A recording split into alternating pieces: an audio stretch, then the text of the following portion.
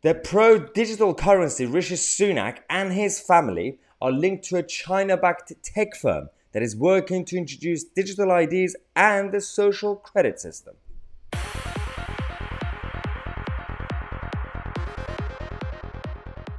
Here we go again. Welcome to the channel. The first video is going to be about the former Chancellor of the United Kingdom, Rishi Sunak, who's still leading in the first stage of the Tory leadership election, and it's important to be open and transparent with the public. It's open to raise awareness and spread the message. So let's talk about him, because as we know, Rishi Sunak is a big defender of the World Economic Forum and globalism, which, fair enough, that's an ideology that hasn't worked. It's still not working, yet it's been accelerated, regardless of its negative impacts.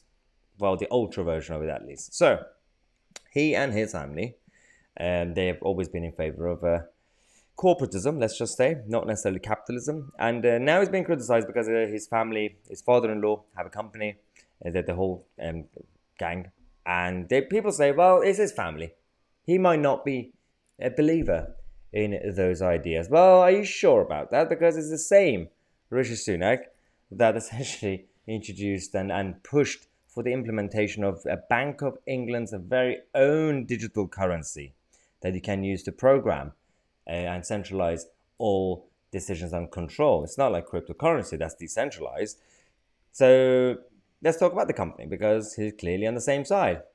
The company, with the headquarters in India, followed by China, is called Infosys. Infosys and the subsidiary Finacle, they have come up with a lot of impressive technological products and services, but they have also been behind the ideas, to push the ideas of digital currency, digital IDs, and the social credit system that China and the CCP are trying these days. Now, the problem here is that, well, firstly, their office in China, their base, has actually received an award from President Xi. They became one of the top employers of 2022.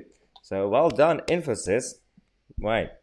So you got rewarded by President Xi. But at the same time, they are one of the top partners of the World Economic Forum, the massive lobby group that gives a very open access to corporations and the rich, that they can easily access the presidents and prime ministers and Prince Charles, for example, whereas all the other medium-sized and small businesses and individuals in the country, in the world, can't really have that privilege. But it is what it is, right? It's an exclusive club. But the idea behind this group is that they've written a lot of articles in favor of these products that we mentioned. For example, on WF's website, they wrote why it's time to take central banks' digital currency seriously.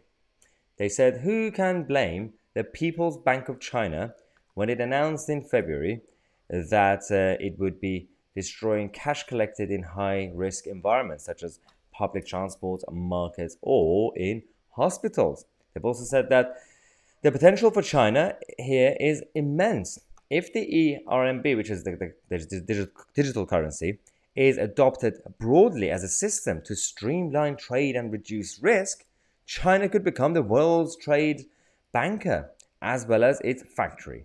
Yet, the bigger goal for China is actually more local and relates to financial inclusion. So you're defending China.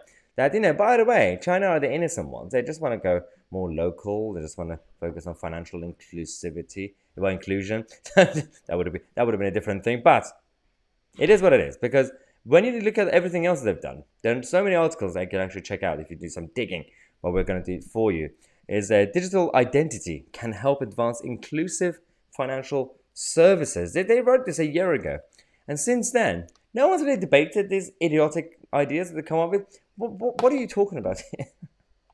Everything is supposed to be about the illusion of self-control and self-identity, and you are your own person. But in reality, every decision is being made centrally by central states and governments, as well as corporations that go hand in hand with big governments.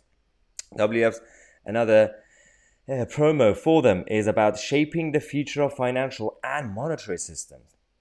The last time that these idiots, the centralized idiots, changed the monetary system, the global financial system, They made a bit of a mess, didn't they? Look at the money printing. Since the gold standards, everything's become more of a mess. That wasn't even a perfect system. But look at it now. The fiat currency is going down. The whole system is not fixable. You could pick your best candidate to become president or prime minister. Nothing's going to change because the whole system is flawed. Get used to it. That's the reality that we're living in.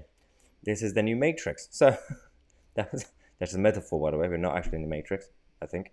Right, we're going to come back in half an hour. We're going to start giving you some more updates on what's going on in this country. So subscribe to the channel. I'm Maya TC and we are the media.